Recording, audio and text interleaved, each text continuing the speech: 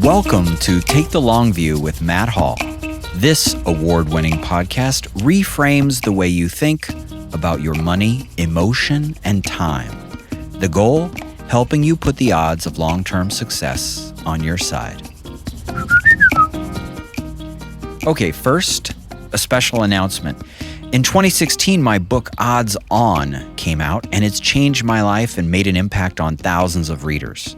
And much like this podcast, the book makes its points through stories and has no overt financial advice. It's not tactical. Instead, it's something bigger. It's about how to think.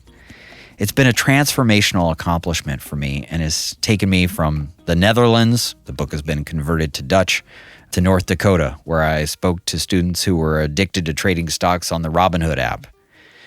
But why am I talking about the book? Well, this is the news. Because the paperback version of Odds On is being made as we speak, and I have 20 signed copies to distribute to listeners who might be interested. Email or send us a direct message via Instagram, and we'll ship a copy to you for free. Okay. As for today's solo episode, I want to do something fun. I am so excited to bring you the top 10 clips from this past season. I think you're going to love what I've prepared for you. There's some of my favorite snippets from our guests, and here they are. Number 1, create time for yourself in nature. David Coggins said it best. And let's jump to a part of our conversation that I've plucked. Nature reminds you that you're connected to something bigger, and being connected to something bigger allows you to let go of the small stuff, and letting go of the small stuff makes more space for the good stuff. Increase your time in nature in 2022. Take it from David Coggins. Here he is.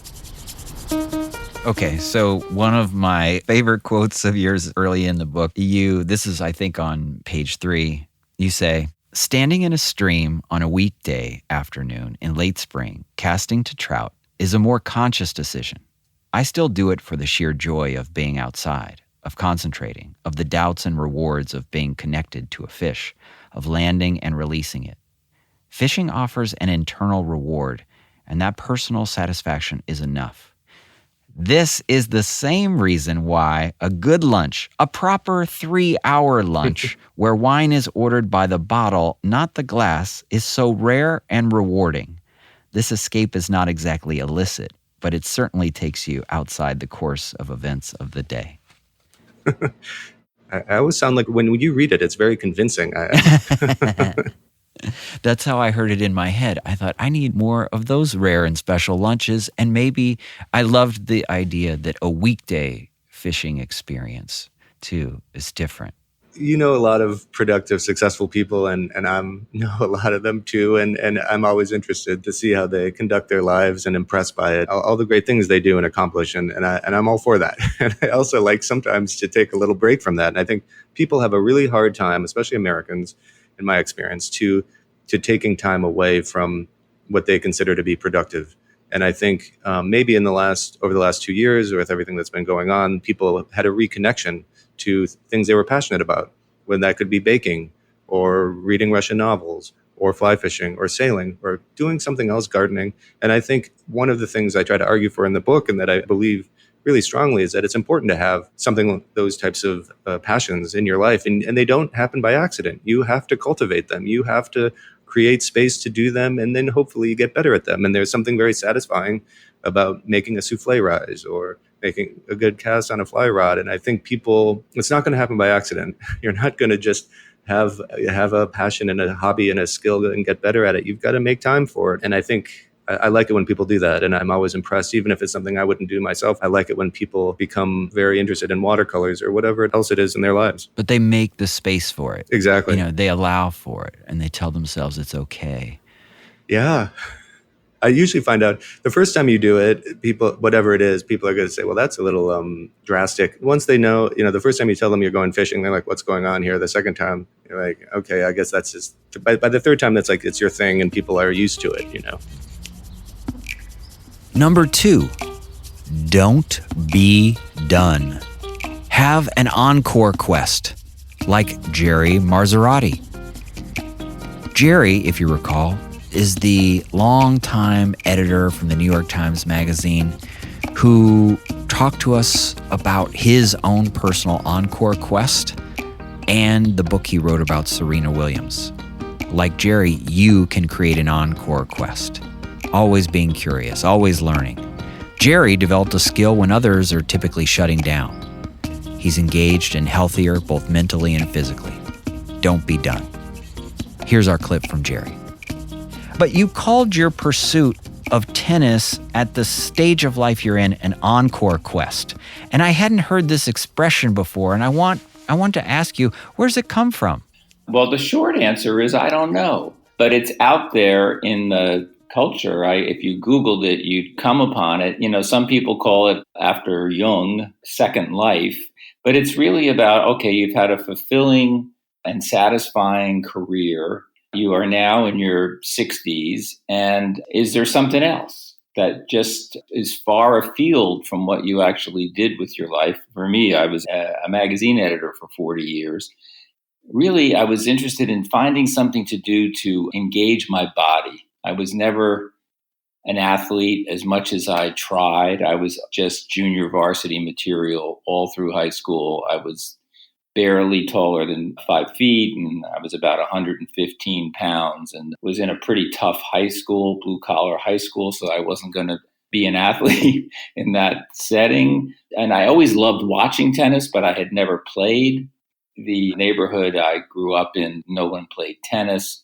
So I just decided my kids were, one was heading off to college, one was a junior in high school. They were at that stage where they didn't expect you to be helping them to occupy their weekends. So I started taking lessons and got quite engaged and involved, and started eating a different way, started exercising a different way, doing all these things, and tried to turn myself into a 60-something tennis player. And it's been one of the best things I've ever done in my life. But just so the listener knows, you didn't just decide to take up tennis casually. You were pursuing a level of tennis accomplishment that I don't know if you agree with this, the word I think of is mastery. I mean, you went to camps, adult camps, and had your swing videotaped, and were doing special exercises. I mean, this is a pursuit of intense curiosity in all different types of tennis, not just learning the strokes, but building your body and your strength and your strategy. Yeah, that's true. And it happened gradually and then happened quickly. I fell in love with it, really. I think one of the keys to that is that I fell in love with being coached and learning a craft, essentially, learning something that there was a right way to do it. And this right way was done, with slight variations by everyone who played it at the highest level. And could I master this craft, which was completely different than, say, mastering the craft of reading, if such a thing is true. But it was about that kind of commitment to the game, but also to the coach. I felt like this is a person imparting this knowledge. And, when I wrote the book and talked about the book, I always said it didn't have to be tennis. It could have been for someone else. Maybe it was cabinet making or cello playing or who knows what. But here you are, if you were lucky enough to be someone like me, you were about to retire. There was going to be, money in the 401k. There was going to be some pension. I wasn't going to have to scramble to earn a living. But what could I do? What could I do that would really satisfy this urge I had to do something that I had never done before, that there was a tradition and that I could enter this tradition. And if I worked hard enough, I could absorb this tradition. Coming in at number 3, one of the funniest guests I've ever had, Jason Gay, the writer from the Wall Street Journal. I'm absolutely in love with this one. Cool can't be bought. Here's Jason. You have a section there where you say, free yourself from trying to be cool. I especially love this little section here. You may be cool at the exact moment you do not think you are cool. You were cool when you stopped everything you were doing to help someone, when you listened instead of talking, When you met the person who would become your partner and you were so nervous you could barely string words together. You are cool when you talk to your mother on the phone. Please do not let your mother know this because telling her is uncool and she will never stop calling. That section to me is so Jason Gay because it's funny and truthful and poignant. Yeah, and reminds me that I'm doing a lousy job of calling my mother on the phone, which she helps remind me of. I mean, cool is a fun, fertile topic, right? Because it's probably the human quality that is most sought after through advertising, through imagery, through the things that we are constantly bombarded with, whether it's in advertising environments, social media environments, just our walkabout, the way we interact with people, what we look at people, what we desire, covet, how we interrelate with other people, how we fall in love. Cool is just this very sort of indescribable quality, and yet so incredibly present in the way that we are told to behave. And I think the thing that is very hard to put your finger on is that what we find most cool, or the people or the individuals or the actions that we find most cool, are things that are unconsciously cool. We're all kind of very aware of the person, and maybe we've been that person at times of our lives. I certainly have, where we think we're cool, like we've got the right jacket on and our hair's looking pretty good, and we're going to the party, and our friends are going to be there, and that person isn't cool. They're probably a little bit of a cartoon of it. The people that we hold up as like sort of iconically cool, whether it's a Paul Newman or an Aretha Franklin or Aaron Rodgers in the pocket of third down, or whomever it is in our lives that we look up as cool, they're not actively seeking out to be cool in the moment. They just are. And so it's this kind of like interesting quality, right? In that we're all kind of chasing it. We're all kind of being sold products and qualities and life enhancements that are going to give us cool. But in the end, eventually, it's just this intangible quality that certainly can't be bought. And number 4, boring is not bad when it comes to investing. Here's me saying the same thing in one of our prior episodes. I think about this a lot because I'm a huge 60 Minutes fan. I love the stories they tell. They are master storytellers. And there's an old episode where Charlie Rose interviews Steve Wynn, the highly successful casino owner in Vegas. And I'll never forget the exchange they had as they were walking through one of his new multi-billion-dollar casinos. And Charlie Rose asks, he says, "I want to understand a bit about the casino business." Steve Wynn replies, "So do I." And Charlie Rose says, "Have you ever known anyone in your entire life, any gambler, who comes here and wins big and walks away?" He says, "Nope." He says, "Over the entire stretch of time in your career, you've never known a single person to walk away over the long run a winner." Nope. So the only way to make money is to own the casino, Charlie points out. Yep, Steve Wynn admits. I think if you really think about that example, what it means is the shows, the restaurants, the shops, the bells, the whistles, the dinging of the machines, it's all about getting us distracted. Instead of emphasizing sort of the long-lasting, dull and boring math that is a winning combination for the owner, we're emphasizing all these short-term, whiz-bang, exciting, pleasure-based temptations. And it's such a fascinating connection to try to make with investing, where so many people treat investing like it's a game, where they want sort of the bright lights and the bells ringing. And I think of CNBC and so many of the hosts who play on the short-term, pleasure-based weaknesses of the investment community. And what I want to tell you is that boring is better.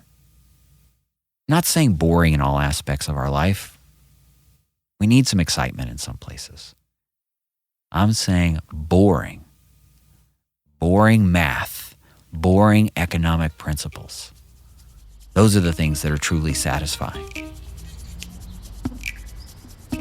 Number 5, discipline and how you get it through the 3 E's with Dr. Daniel Crosby.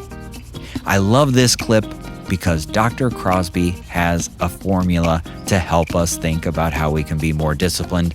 And this podcast, as you know, is focused often on how we can make patience and discipline more attractive.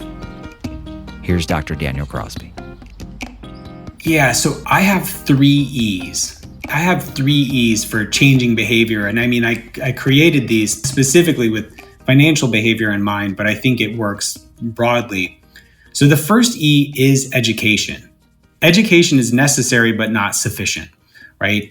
And one of the things that education is good for is what we call meta knowledge, which is basically knowing what you don't know, right? Like I know that I can't fix my car, right? So that's a form of education to know my limitations, to know that if my car breaks, I'm going to take it in. So one of the things that's important about educating yourself with respect to finances is knowing what you can and can't do on your own and when you need to bring in a professional. So education is sort of the base of that pyramid. The second thing there is environment. So environment is a much better predictor of behavior than education.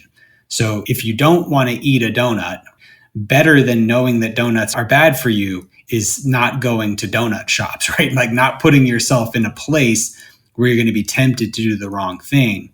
So in a financial context, environment looks like having a good portfolio. That's the kind of portfolio you can live with through good times and bad. And then, being careful about what you put in your head, like not watching sort of hysterical cable financial news reports that are likely to lead you down a fearful path and the like. And then the final piece is encouragement. Encouragement is the coaching aspect, right? The advisory aspect.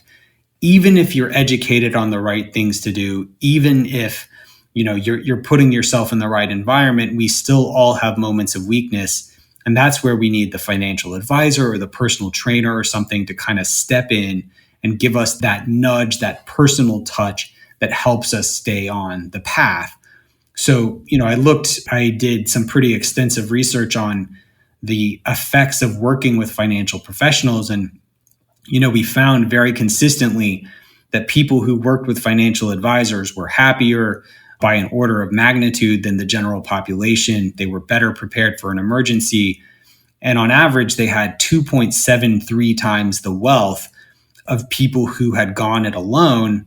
And that's not candidly because financial advisors are picking the best stocks for them or just putting them in the hottest asset classes.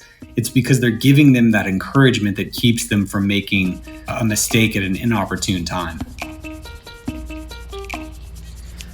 Number 6 is without question the deepest thinker we had on the podcast, Dr. Robert Cloninger. And the message here is, think about your lens, the healthy outlook you have, the unconscious backdrop for how you process your thoughts and emotions. I know, it's heavy and deep. I had to listen to the episode 3 times, and I bet I understand about 40% of it. He has a lot to offer, and I'm so grateful Dr. Cloninger spent time with us. Here he is, talking about a healthy outlook. Do you want to talk at all for a minute about snakes and ropes? Well, this is the other kind of bias. There are 2 major steps that bias our perceptions and our understanding.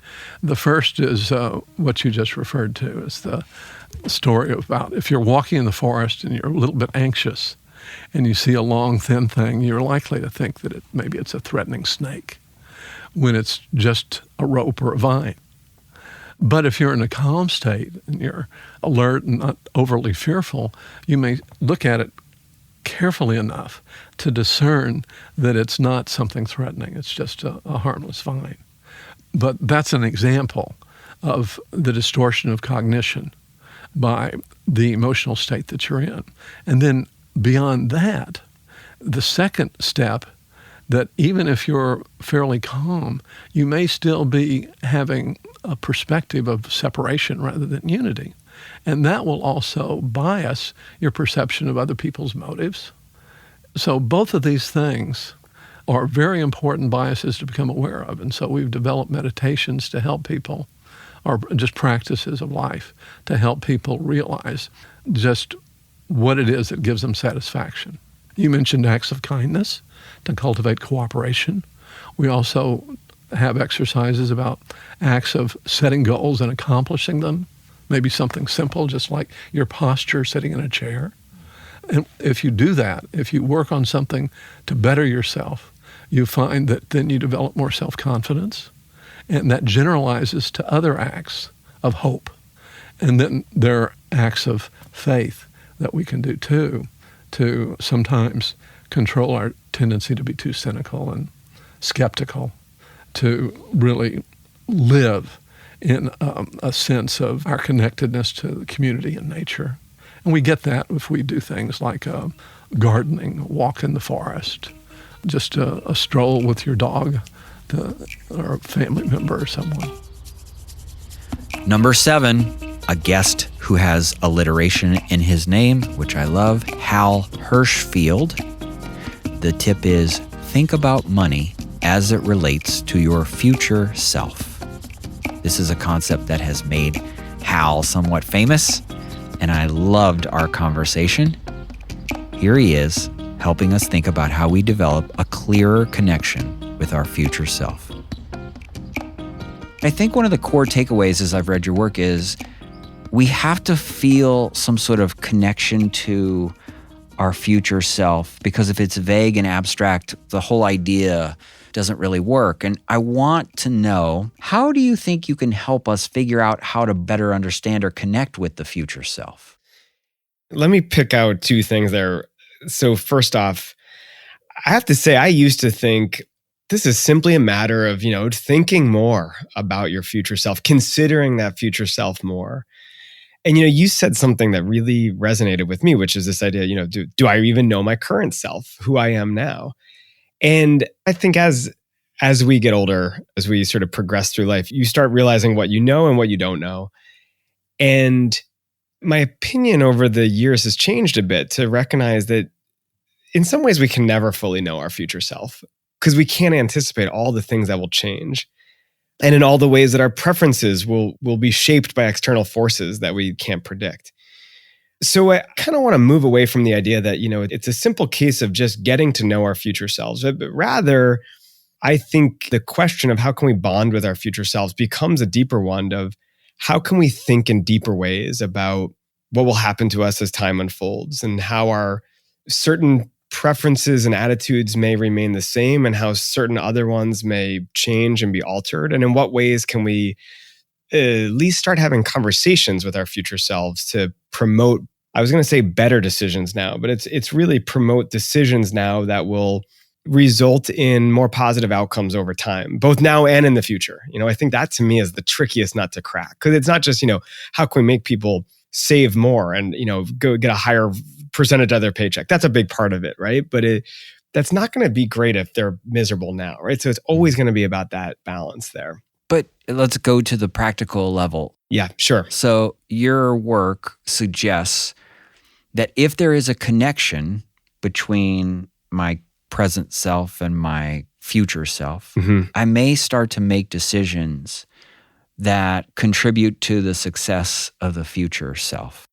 I think it's really useful to start from the perspective that our future self might be considered as if it's another person. And when you take that lens, that analogy, if you will, then you can start to say, all right, fine. Well, how can we promote stronger bonds with other people in our lives? How do we create situations where we empathize with them? And, of course, one of the things we know is we can make the targets of our empathy more vivid, because vividness is emotional, and emotional examples drives behavior. Wait, hang on. I think that sentence is so important. We got to say it twice. We got to do what Oprah would do, which is like say it twice.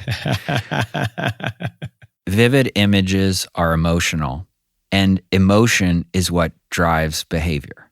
Exactly. Wow. Exactly. So you want to create a vivid image of this future self. I assume technology could do this for us. Like we could all do that sort of simulation thing, maybe. Of course, and I think, and this is, some of my earlier work, we did just that, right? We've shown people what they'll look like in the future. And I laugh now looking at some of the things we did 10 years ago, because they're so clearly inferior to the stuff you can do today in like a, snap of your fingers on your phone.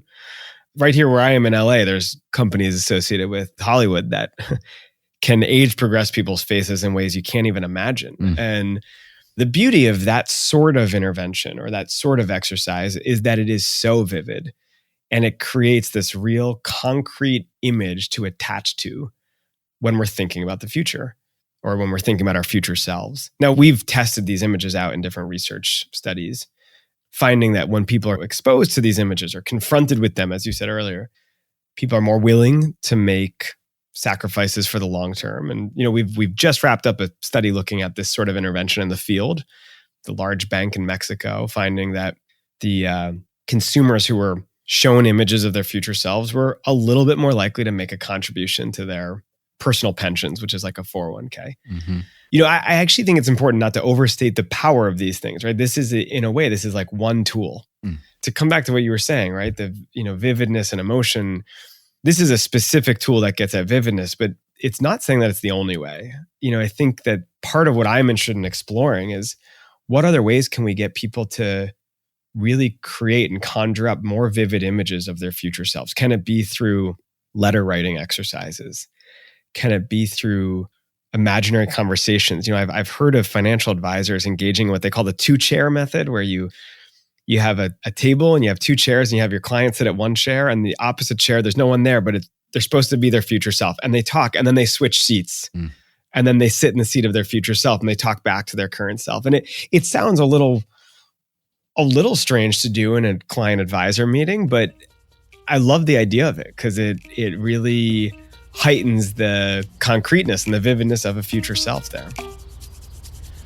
Number 8. Everybody talks about needing balance in their lives, but my guest Tamara Philippe says balance needs to be reframed. Here's my friend and CEO of Bridgeway talking about balance and what it means to her. Well, one idea that is really what drew me to Bridgeway, and that I still feel like is conventional wisdom out there that I just want to turn on its head, is this idea that people are like striving for work-life balance. And I think that's completely wrong. You don't like that. Balance is boring and frankly, I think impossible. I think my mom told me that I've never had balance in my entire life, and I'm pretty sure I won't ever. I'm really focused, and what I saw in Bridgeway made me want to come here and want to make it a bigger reality that more people can be a part of, is doing our life's work 100%. That our lives, we spend so much of our lives in work. And, if we're trying to balance, our work is not in harmony with our life outside of work, that's all wrong. The idea is that we have to reframe how we think about our work. And I've done this successfully most of the time in my career. When I find myself off track, this is where I find myself, is thinking about my work and finding the things in my work where I am really expressing my values and I'm really doing things that are in harmony with what my life goals are. And my favorite example of this is to think about just anyone, and I work with several colleagues at Bridgeway who just come to work every day and they are excellent at what they're doing. They are trying to be the best in the world. My executive assistant is like this. She is absolutely trying to be the best executive assistant in the world. When I close my eyes and think of what the definition of excellence is, the image of her comes into my head. I have another coworker that she cannot do. She cannot give you something that is not excellent by her standards. And that's where, you might be doing something boring, like you have to, enter all the assets into the database, right? But you reframe that for yourself and think about, I'm doing things excellently.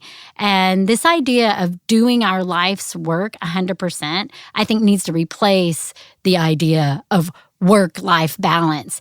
And, that area of work-life balance, a lot of people try to talk about that as like that's the secret to solving our gender imbalance problem in the workplace and all of that.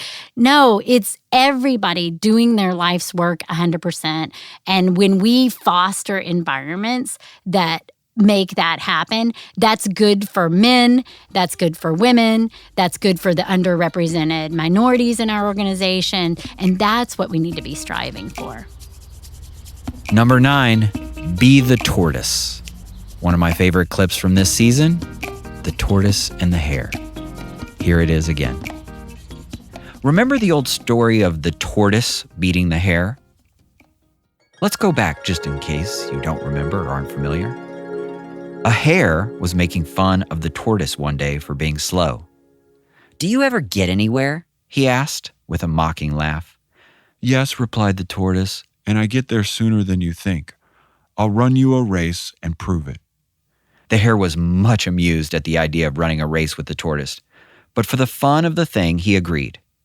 So the fox, who had consented to act as a judge, marked the distance and started the runners off. The hare was soon far out of sight, and to make the tortoise feel very deeply how ridiculous it was for him to try a race with a hare, he lay down beside the course to take a nap until the tortoise should catch up. The tortoise, meanwhile, kept going slowly but steadily, and after a time passed the place where the hare was sleeping. But the hare slept on very peacefully, and when at last he did wake up, the tortoise was near the goal. The hare now ran his swiftest, but he could not overtake the tortoise in time. The race is not always to the swift. The same is true in successful investing. But we as humans are wired differently. That and the modern times have us set up for giving our attention often to the apocalypse du jour. As Jason Gay, sports columnist for the Wall Street Journal and future podcast guest of this show, said recently, "Nobody gets clicks and famous for taking a long view. Hell has to be served in a handbasket, preferably with a clever baiting headline. If you haven't freaked out about at least 3 things you've read by 9 a.m., you're not doing it correctly." That's often how it feels to live in the modern era. And my mission is to be the voice in your ear that counters what is out there, to widen the gaze and help you take a longer and maybe more relaxing view. And number 10, let's go back to where we started with David Coggins. Take the long view, of course. Number 10 has to be connected to the title of this podcast, and David uses Take the Long View in his book, The Optimist, beautifully. Here he is. Okay, well, I want to highlight 2 spots where you say the long view that really meant a lot to me. One is earlier on and one is at the very end, but at one point you say, "The water is the center of this universe and it dictates the rhythms of the day. Outfitting the drift boats, rigging up in good weather and bad, the days when the fish are everywhere and days when the fish will not turn on. Gas station coffee in the morning, then bad beer that tastes perfect after landing the first trout. The weeks turn into seasons, a wider perspective, and ultimately the long view, when it no longer is about one fish or one good day. It's the life." Oh, so sweet. How do you do that? How does that happen? It was an interesting thing writing about fishing. I was reluctant to do it for a long time because I'm not, there are people who are true experts who work for Orvis and this is what they're guides and they are professionals and they instruct people in the best techniques. And that's not me. I try to enjoy things and put them in some perspective and that's enjoying the culture and the food and the guides and the clothes and the drinking and the travel and all that together are the things I care about. And of course the fishing. And so I think at a certain point I started to write a little bit about fishing apologetically. I wrote for some magazines and some websites. And then finally I just thought, this matters to me. It was a step to admit that. The same way as it was a step to admit fishing was a huge part of my life, because my family kind of rolls their eyes sometimes, or my girlfriend doesn't know what she thinks about all of it when she says, wait, you're going on another trip? And I've said, didn't I mention that? I was sure I mentioned it to you when you were half asleep the other day. I mentioned it. And I think admitting you care about something is a strong thing. And I think in writing the book allowed me to articulate some things that I maybe hadn't thought about a lot. And then it was an interesting time to do it because of everything that's happened in the last year and a half, when we could think about the things that matter to us, because we either couldn't do them, or we couldn't be with the people we wanted to be with, or in the places we wanted to be. So I don't want to say it all worked out. It's an evolving situation, the complicated way we live. And I just feel lucky to be able to write about something I care about. Well, you do such a beautiful job of highlighting, I think, the humility that's required to really operate at the fishing level you operate on. You say at one point, the more you're on a stream, the more you realize how much there is to know. I take a longer view.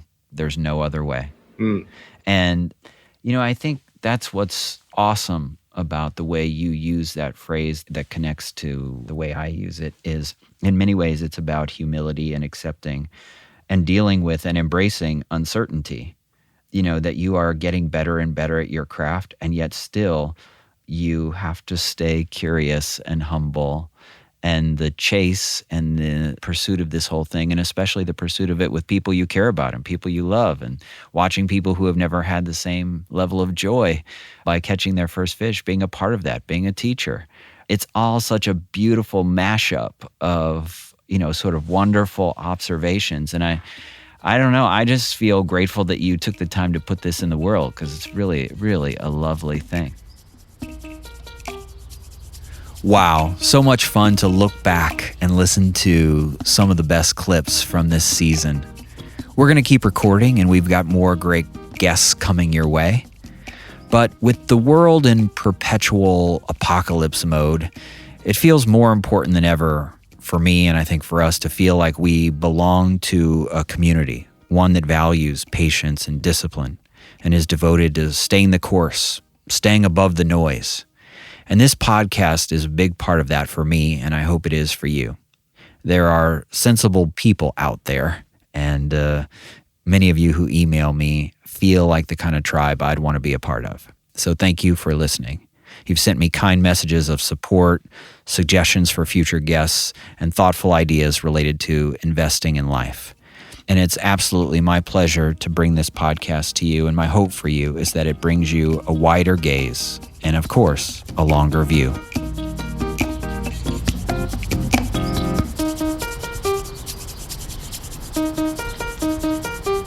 When have patience and discipline paid off in your own life? Please note, the information shared in this podcast is not intended as advice. The intent is to share meaningful experiences. I am likely not your advisor, nor wealth manager, nor financial planner, and my opinions are my own and not necessarily shared by Hill Investment Group. Investing involves risk. Consult a professional before implementing an investment strategy. Thank you. Hi, Longview listeners. I'm Buddy Reisinger, a longtime member of the Hill Investment Group team that helps translate Matt's thinking into action for our clients. If you like what you've heard and want to learn more, I encourage you to go to our website, hillinvestmentgroup.com, and sign up for a complimentary call or meeting. Matt doesn't dispense cookie-cutter advice on the podcast because each of you is unique. So go to hillinvestmentgroup.com, schedule a meeting, and let's start talking. We can't wait to hear your story.